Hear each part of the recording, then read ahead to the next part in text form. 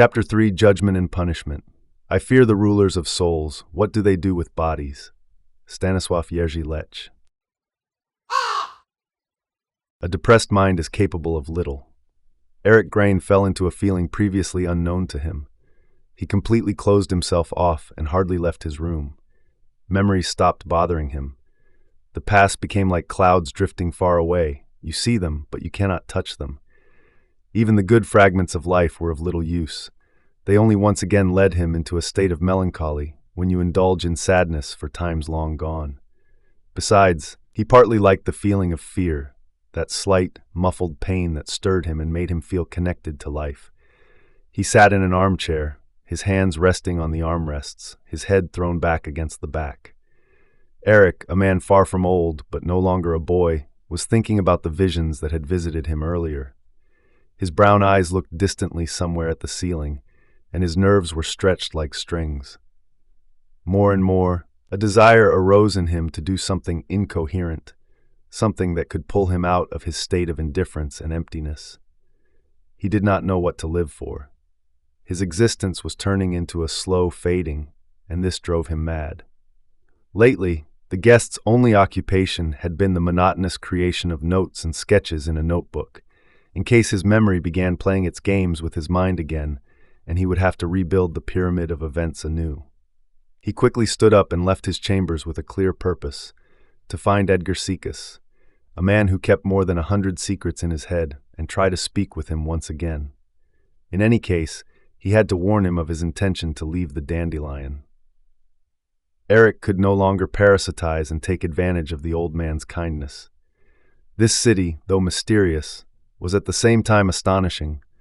Unlike any other state on the territory of Dragoria, there were no beggars, no terminally ill.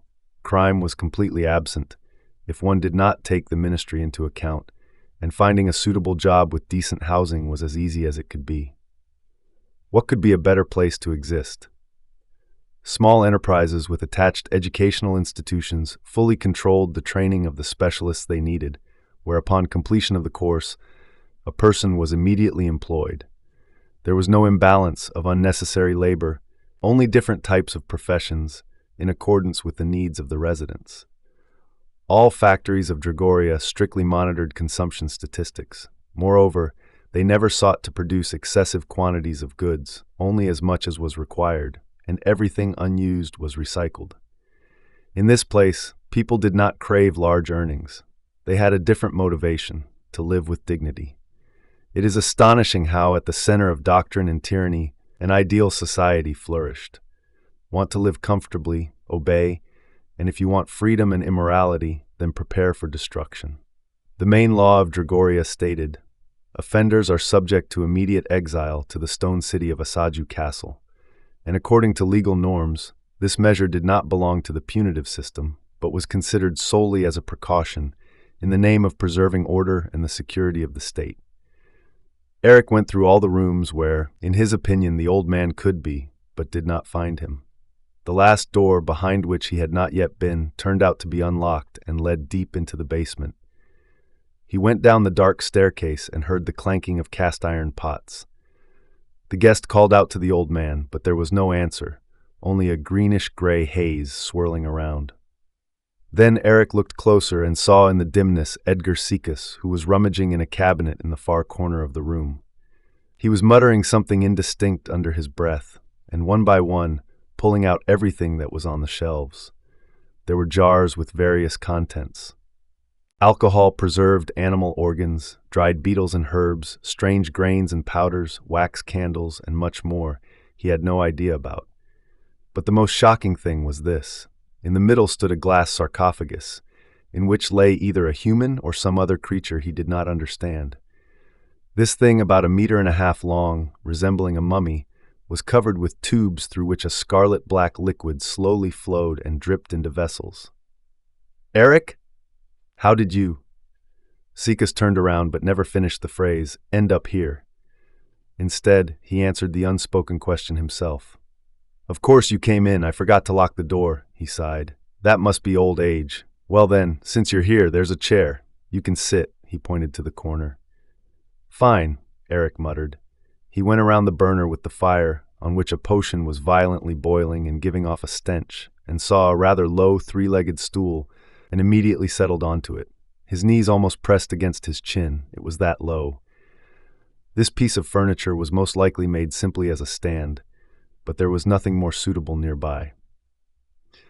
I kept silent for your own good, but it seems now you definitely won't leave me alone, and I'll have to tell you something after all, the old man sighed heavily.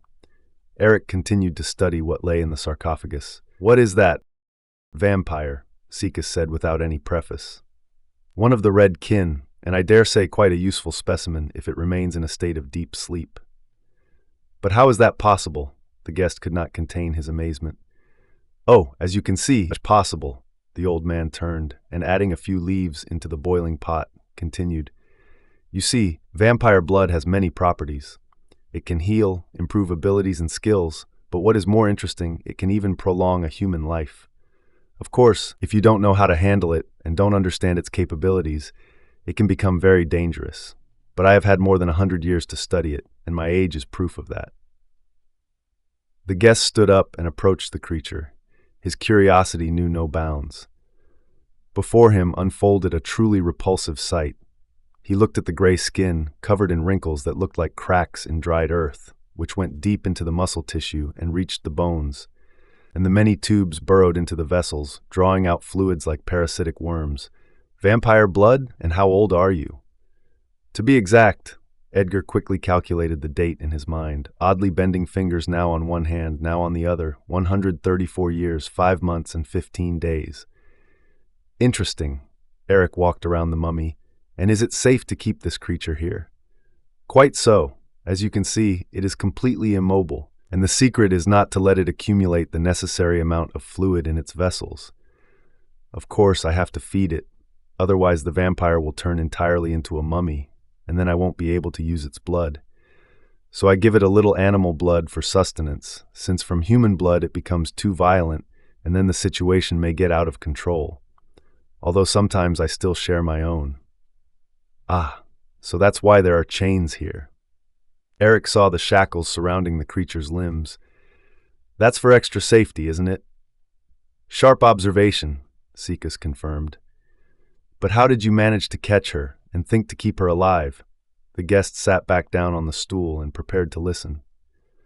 How to tell you this without going into details? The old man scratched the back of his head, because it really is a very long story. I'm listening, and besides, I've got plenty of time, Eric said with a faint smile. All right, Edgar gathered his thoughts. The story you heard from Maria is partially true, and those events did not only touch me, I took direct part in them. Edgar was not going to tell the whole truth, only fragments of events directly or indirectly concerning himself. Back then I was young, but far from foolish. Strange things began to happen in the city and throughout the principality, things the people of Dragoria did not pay proper attention to. Most thought it was just some new virus spreading around, though there were those who did suspect the involvement of others. Only no one wanted to listen to them. They were considered madmen, stirring disorder in the streets, not fighters for truth and survival. For the first time, I learned about so-called vampires from a young woman whom I found covered in blood in the forest at night. She had tried to fight someone from the red kin, but she did not stand a single chance of winning. Her opponent was too strong and nearly killed her. She survived by a miracle. For some time, we fought on the same side and tried to bring news of the terrible threat to others. Our alliance against the vampires grew, but unfortunately soon this woman left us, and our small society began to fall apart. Lady Tenebrous, that is what we called her, just like you, remembering nothing of her past. Yet somehow she could keep all of us bound to a single goal, and only thanks to her efforts were we able to destroy several immortals and even, as you see, capture one. She was always the initiator of all operations, and so it was a shock for us to learn that she had become a vampire. Edgar sighed heavily. Though how can I blame her? Love does not choose. Tenebrous met the one who turned her world over and carried her away into the darkness. Perhaps it was only because of guilt that she sacrificed herself and sealed Asaju Castle together with all those who served the Red Kin. She gave us a chance to change Dragoria, but even that chance we failed to use. There was sorrow in everything the old man told. Sadness seeped into his thoughts and settled in the hidden corners of his memories. Remnants of the past always leave their mark on the present. Even in those cases, when people try to live with hope for a better future, they still continue to fight the ghosts of the past.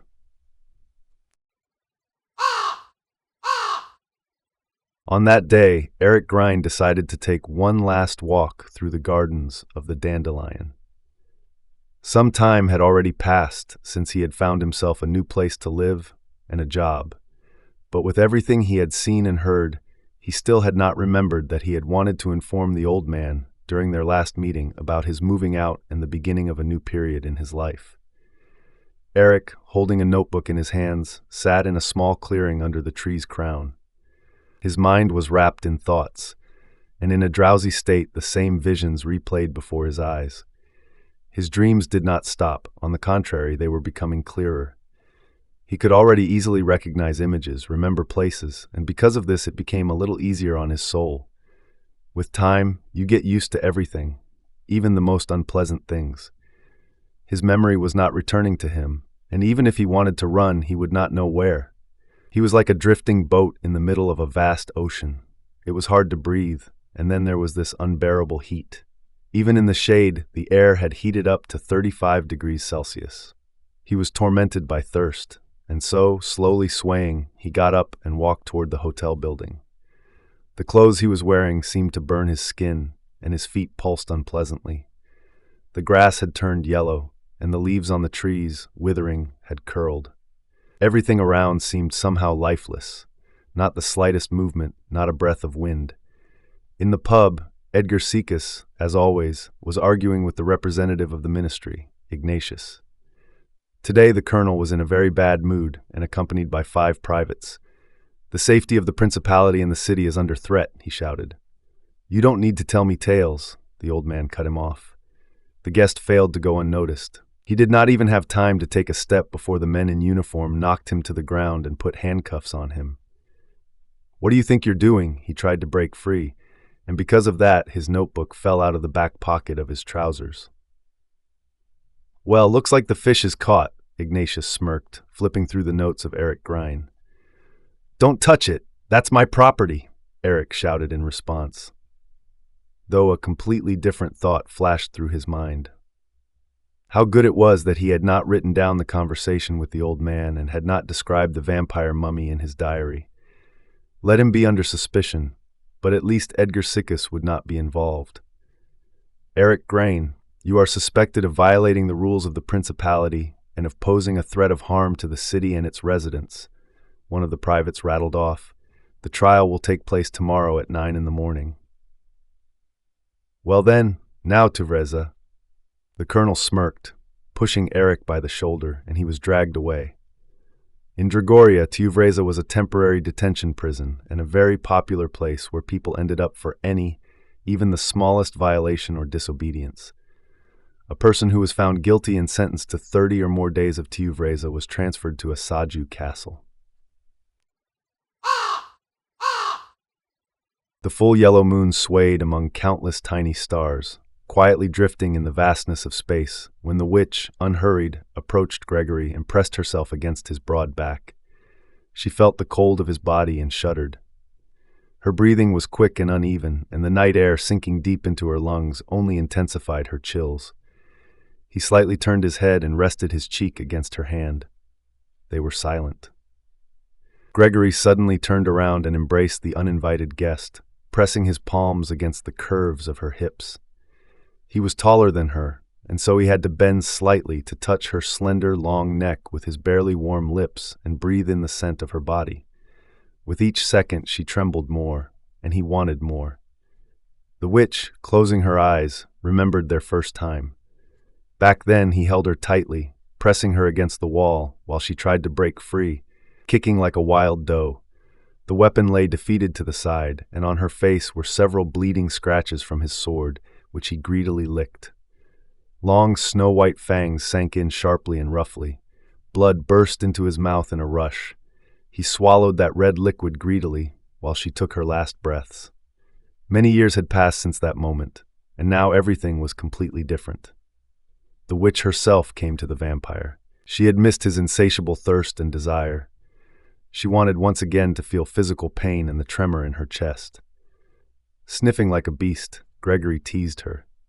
Feeling the pulse of her hot veins and the flow of blood, he lost control over himself, and sinking his teeth into her snow-white skin, he felt a poisonous flame that flared up and began to burn from within. With every drop he drank, consciousness left him. Supporting his weakened body, the witch lowered herself to the ground and laid him onto the grass. Another vampire would have long turned to dust from such food, but not Gregory. He was far stronger than ordinary bloodsuckers. His life spanned more than 1,000 years, and countless random victims from whom he drew his strength and knowledge. Something in her chest tightened. The witch would never in her life allow this vampire to die. The beating of his heart belonged only to her. No longer brown, but eyes the color of heated steel looked at the woman and loved her without limit. For the last time they were together and felt. Gently kissing his lips and slipping her fingers into his long curls, she stroked his head, resting on her knees.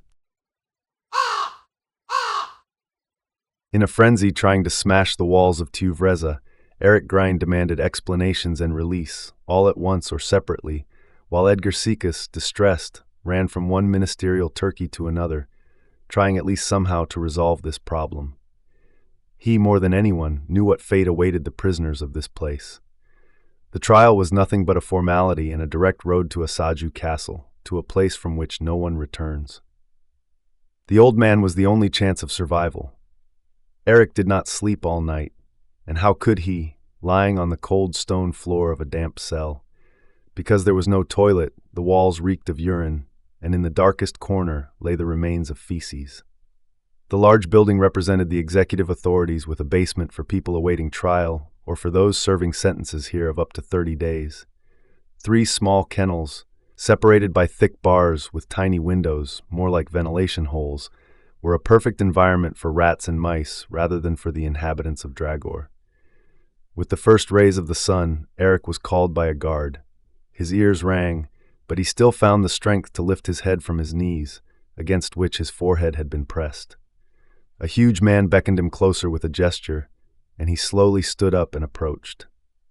To beat the stench, the brute with a wide grin dumped a bucket of some liquid over him.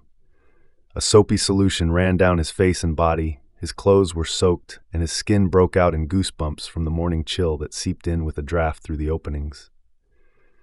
Eric no longer looked like a normal person. Pitiful, dirty, and stinking, like some kind of stray creature. Something churned inside him, and his heart knocked unpleasantly. As he dried, the time of the trial approached. Eric uncertainly, with a sack over his head and handcuffs on his hands, approached the closed oak door in the company of a guard. The hinges creaked softly, and he understood they had arrived. He sensed a bad outcome of the upcoming hearing, which began with the ringing of a bell, the sound of which echoed through the surroundings for several minutes. The first thing was the unpleasant sensation of bright light, blinding his eyes. Opposite the windows stood large tables and chairs occupied by people in robes, reminding him of the phantom-like man with whom Ignatius had once spoken. He found himself before 16 men and 15 women. Their identical garments concealed different statuses and positions. Like puppets from a puppet theater, awkwardly and immovably seated by a silent puppeteer, they examined him with their cloudy eyes, devoid of any sense. Long since subordinated to some unknown and dark force, having lost the ability to think, merely shells existing in this world by inertia, or perhaps it only seemed so to him. The colonel was present as well. Standing in the hall in the far left corner, he closely watched the accused. The prosecutor did not keep them waiting long. Soon, from behind a side door, a small, thin man appeared, and in a loud but squeaky voice said, "Honorable court and participants of the proceedings. Today, the 17th of August of this year, we begin, and I hope conclude, the consideration of the case concerning a man who has endangered the safety of the city and the principality of Dragoria." Eric Grein stood alone and simply remained silent. He had no lawyer, which already in itself contradicted even the traditions of an Inquisition court. He did not take an oath and had no idea how the events of this hearing would unfold for him. Before turning to the analysis of evidence in this case and the assessment of actions, the prosecution considers it necessary and appropriate to assume that the defendant's position cannot be accepted in full with the exercise of the right to defense, he continued. Any destabilizing negative influence in the sphere of integrity and peaceful relations in the principality is significant and may lead to very serious consequences. Therefore, we are forced and obliged to protect ourselves. We must clearly understand that Eric Grein deliberately attempted to sow disorder among the masses, making it clear to everyone that the law can be violated. He was also involved in communication with the repeatedly convicted Maria Kravitz and in attempts to obtain secret information. The prosecutor paused briefly. The accused lowered his head. He continued to remain silent, though he understood that this was the end. A life hanging by a thin thread was gradually breaking. There was no longer any chance to justify himself. Eric Grein could not endanger the already unfortunate Maria and the old man who helped those in need. He drew a line for himself and decided to answer with agreement to any offenses that would be declared against him, and to bear the punishment on his own. The prosecutor went on for a long time, insistently proving something to the judges, but Eric no longer heard his words. He was asked only 2 questions. "This notebook, we found it at the time of your capture." The prosecutor took out a small notebook and, lifting it up, threw it to the accused. "Do you recognize your handwriting?" "Yes," he answered shortly and took the item that belonged to him. "Then I will venture to ask the main question. Do you admit your guilt, and are you ready to bear the punishment for it?" A brief but heavy silence hung in the hall. "Yes," Eric Grein declared with great weight and a hint of pride. A triumphant smile appeared on the thin man's face. "Well then, in the name of our loyal court, I am ready to propose amnesty, and I ask you, honorable court, to vote by raising your hands." The puppets stirred slightly. Their decision was 17-4, and that was a majority. "Eric Grein, we, the representatives of the law of Dragoria, find you guilty and grant you amnesty," the prosecutor concluded. After 2 hours of intense strain, Eric felt a sense of lightness and complete relief. A familiar guard approached him with the key to the handcuffs, and he leaned slightly forward, but instead of removing the irons, he was given an injection of some unknown vaccine. Darkness crept over his eyes, and fading away, he heard the words, "The court session is closed. The transfer will take place at noon." The handcuffs were removed, but only after the condemned had passed into a state of drowsiness. 2 men entered the hall with a stretcher, onto which they placed the unconscious body and headed toward Asaju Castle. The journey took about an hour. The rays of the sun grew more aggressive, and the air gained heat. Eric's hand, hanging from the stretcher, twitched awkwardly several times and then went still. At the inner gates, with a small built-in door, a specially prepared wooden box was already lying, its shape evoking the thought of a coffin. Those carrying out the duty transferred the still unconscious body into the container and closed the lid. Exactly at 12, having checked the time, they pushed the box through, and it easily passed through the opening. Now Eric Grein found himself on the other side, in a place one would be better off never entering. Asaju Castle was not an ordinary prison. No one returned from there. It was not wardens who dwelled there, but creatures whose existence would be better never to know.